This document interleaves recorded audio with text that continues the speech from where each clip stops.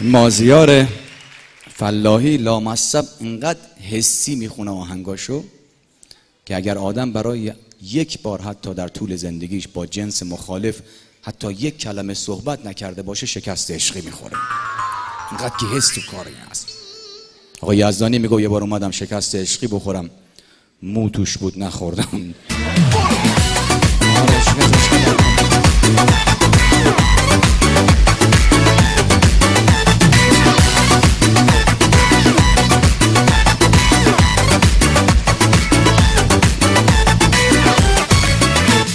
صحبت از شکست عشقی بود. این پسرای ایرانی اول شکست عشقی به دنیا میان، بعد دست و پا در میارن. هفته یه بار شکست میگو پسر رگشو به خاطر دختره زده، بردنش بیمارستان، عاشق پرستاره شده اونجا. اینا چی جوری داستانشو من نمیدونم. آقا یزدانی اینجوری نگاش نکنه. سمن خریده بود از این سمندای پر آپشن، اون موقع مقدار خیلی توفه هم بود. نشست تو سمن در و بست، در نیمه باز بود. یهو یکی از آپشن ها به کار افتاد. درب خودرو باز است. آقا یزدانی در رو باز کرد، محکم بست، گفت بستم. کجای جیگر؟ بیا بیرون ببینم. همچه آدم کم جنبه میشه با من نمیدونم.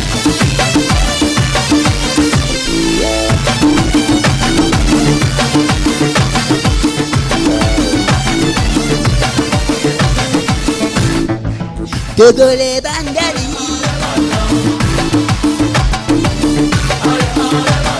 عزیزان چه خبر اینجا امشب؟ دو تا BMW با هم ازدواج کردن، بچهشون شد پراید. ازدواج فامیلی، بچه معلول به دنیا میاد. داستان همین جوریه دیگه. رفته بودن کارخونه بنز، گفتن که از رئیس کارخونه بنز سوال کردن شما از کجا مطمئن میشید وقتی ماشین آماده تحویل هست که این ماشین هیچ منفذ و روزنه‌ای نداره؟ رئیس کارخونه بنز گفت معلومه، ما وقتی ماشین آماده تحویل میشه شب یک گربه میذاریم داخل ماشین، صبح میریم، اگر گربه خفه شده بود مرده بود معلومه که این ماشین هیچ منفذی نداره و کاملا استاندارد. اومدن خودروسازای ما رو گفتن شما چی کار میکنید؟ از کجا میفهمید که منفذی نداره؟ اونام گفتن معلومه، ما شب یه گربه میندازیم تو ماشین، صبح میام اگه گربه فرار نکرده بود که حتما منفذی نداره، گربه فرار میکنه. تشکر میکنم از دو سه نفری که از اول دارن دست میزنن. اول که اومدم یه جوری برخورد کرد من استرس بهم دست داد. به قول یک از رفقا میگفت نشسته بودم تو تاکسی، اومدم کرایه رو حساب کنم، 1000 رو در آوردم دیدم پاره پوره است. ترسیدم بدم، گفتم چیکار کنم چیکار نکنم. تا زدم یه جوری که این آقای راننده متوجه نشه بدم دستش.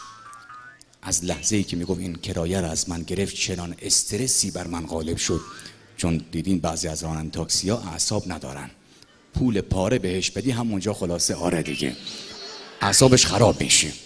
حالا این خوبه. اون یکی رفیق من میگفت که تو تاکسی نشسته بودم، دو تا راننده تاکسی با هم دعواشون شد.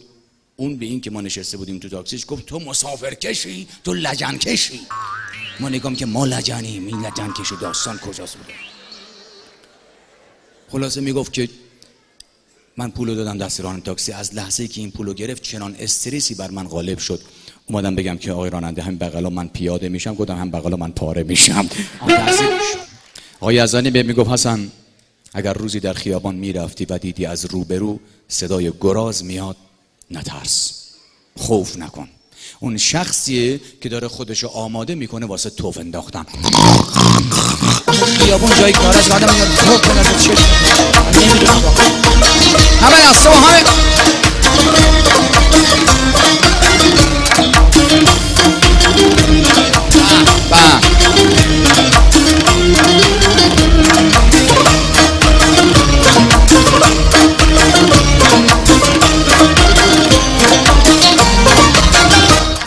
آقای یزدانی میگفت حسن بعضیا خیلی خوش شانسن. گفتم تو شانس رو در چی میدونی؟ گفت طرف انقدر خوش شانسه تو خیابون داره راه میره، یه ساک پر از ترابل پیدا میکنه، بر میداره میره و اصلا مسیر زندگیش عوض میشه. اون وقت میگفت من تو پیاده رو میرفتم، یه سکه 25 تومانی رو زمین دیدم، خم شدم بردارم خشتکم پاره شد. این شانس و این غنی بکنه. میتونی شما پشت شیشه مغازه ببینی کاغذ چسبونده و نوشته روغن مار 100% گیاهی. 45 دقیقه بود نگاه میکردم، مار 100% گیاهی، هم چیزی میشیان. میگو فقط یک ایرانی میتونه یک دل سیر از عالم آدم پشت سر عالم آدم غیبت کنه، آخرش هم بگه به ما چی، هر کی واسه خودش زندگی میکنه. تو بابا یارو به در آورد.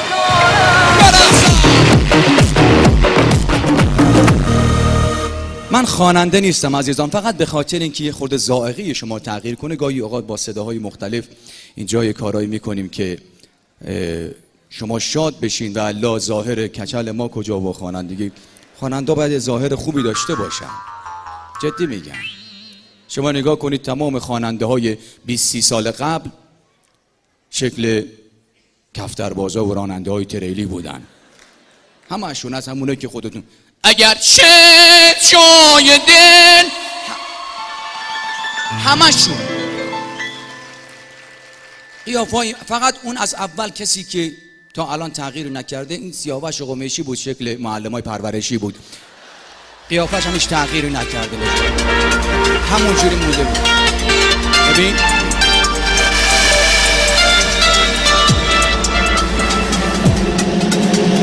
آخدلم ایشی.